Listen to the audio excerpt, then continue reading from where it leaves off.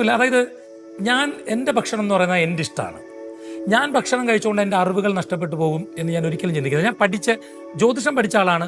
ഞാൻ അല്പം ചിക്കൻ കഴിച്ചു എന്ന് പറഞ്ഞിട്ട് എൻ്റെ പഠിത്തം പോകുമെന്ന് എനിക്ക് തോന്നുന്നില്ല. പിന്നെ ഇതിലൊറ്റ കാര്യമുള്ളൂ, എന്നെ പോലെ പരസ്യമായിട്ട് പറഞ്ഞു ചെയ്യുന്നവരും രഹസ്യമായിട്ട് ചെയ്യുന്നവരും ഒരു വ്യത്യാസമേ ഉള്ളൂ. അതുകൊണ്ട് ഉറപ്പിക്കും.